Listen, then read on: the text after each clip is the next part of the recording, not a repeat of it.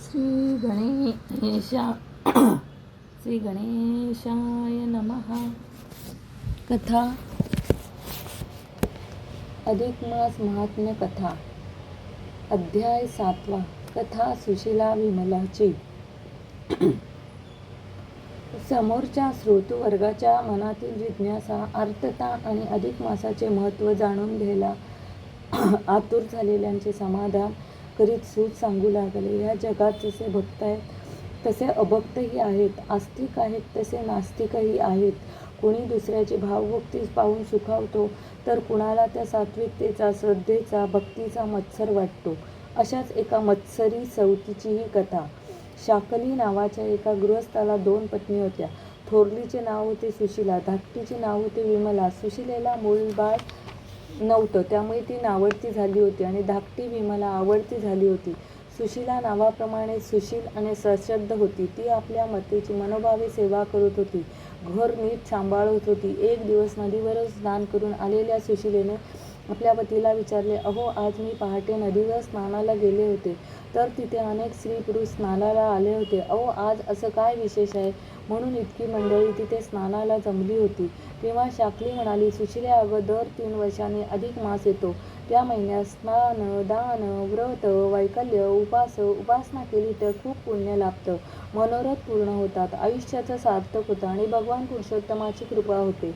अहो, म्हणजे आजपासून तो अधिक मास चालू झाला की काय? बरं झालं बाई, नकळत का होईना आज मला ते स्नान घडलं. आता मी या महिन्यात असं स्नान रोज करण्याचं व्रत करून पुण्यपदरी घेणार.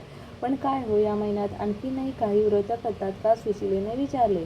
मग शाकलीने आपल्या पत्नीला अधिक मासात करायची आणखीन काही व्रते सांगितली. त्याचबरोबर त्याने तिला नित्य दीपपूजेचे आणि दीपदानाचे महत्त्वाचे व्रत सांगितले. त्याचे नियम आणि पूजेच्या सर्व विधीही समजावून सांगितला आणि सुशीलेने मनोमन निश्चय केला की बस, ठरले, या अधिक महिन्यात आपण हे दीपव्रत करायचे, नक्की करायचे. सुशीलेने देवापुढे जागा झाडून पुसून स्वच्छ केली. चौरंग, कलश, तामणात तांब्याचा दिवा ठेवला आणि श्रद्धेने संकल्पासहित दीपपूजेचे व्रत चालू केले. आपल्या व्रताचा दीप अखंड तेवत राहावा यासाठी सुशीलेने पूर्ण काळजी घेतली. दिव्यातले तेल, वातीवर येणारी काजळी याकडे ती दक्षतेने लक्ष देत होती. रोज नदीचे स्नान, पतीचे दर्शन, दीपपूजनाक्रम आचरताना ती रोज त्या दीपाकडे एकच प्रार्थना करायची, हे दीपराजा, तू माझ्या घरात अन हृदयात आणि माझ्या मुलांच्या हृदयात असा सदैव असाच तेवत राहा. आमच्या लौकिक जीवनातले सर्व दुःख, दारिद्र्य, चिंता, नैराश्य यांचा नाश कर. घर तुझ्या कृपाप्रकाशानं उजळून निघू दे. तुझ्या कृपेनं माझ्या मनातही भगवान श्रीकृष्ण पुरुषोत्तम यांच्याबद्दल अपार प्रेम, भक्ती, श्रद्धा आणि आदर जागू दे. माझ्यावर आणि माझ्या मुलांवर भगवंताची कृपा होऊ दे.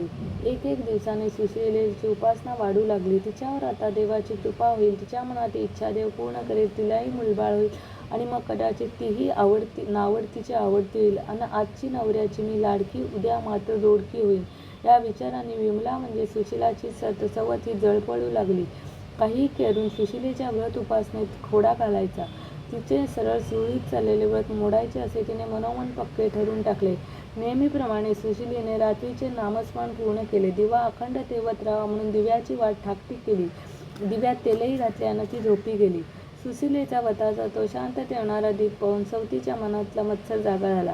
ती उठली, चोर पावलांनी देवाजवळ गेली आणि तिने फुंकन मारून तो दिवा विझवून टाकला. पहाटे सुशीलेला उठून पाहते तो काय, दिवा शांत झालेला. क्षणभर सुशीलेला वाईट वाटले. तिचे दुसरे म्हणे, अगं, असं काय करतेस? कुठून तरी वारा लागला असेल, झाली असेल ज्योत शांत. त्यात काय एवढं? तू मुद्दाम तर विझवला नाहीस ना दिवा. मग झालं, काडी ओढ, वात पुढे कर, देवाची क्षमा माग आणि लाव परत दिवा. सुशीलेने तसे केले. तिने पुन्हा दिवा लावला आणि नमस्कार केला आणि ती नदीवर स्नानास गेली. विमलाचा पहिला प्रयत्न वाया गेला. 4 दिवसांनी तिने दिव्यातली वातच मागे ओढून टाकली, विझवला. सुशीलेला वाटले ही कामगिरी उंदराची असावी. तिने परत दिव्यात नवी वात घातली आणि ज्योत लावली. 2 दिवसांनी पहाटे उठून पाहते तो काय, सुशीलेला कोणीतरी आपली सर्व दीपपूजा विस्कटल्याचे तरी तिला वाटले का मांजराचे असेल. दुसऱ्या दिवशी पहाटे ते संपले म्हणून दिवा विझलेला. खरे तर आपण रात्री भरपूर तेल घातलेले, मग इतके तेल गेले कुठे? एक शंकेची पाल चुकचुकली. हे काम कोणा व्यक्तीचे तर नसेल ना? असे कुकर्म करणार तरी कोण? सुशीला स्वतःचे व्रत करत होती, पण तिची सश्रद्ध होती. तो सुद्धा अशी पूजा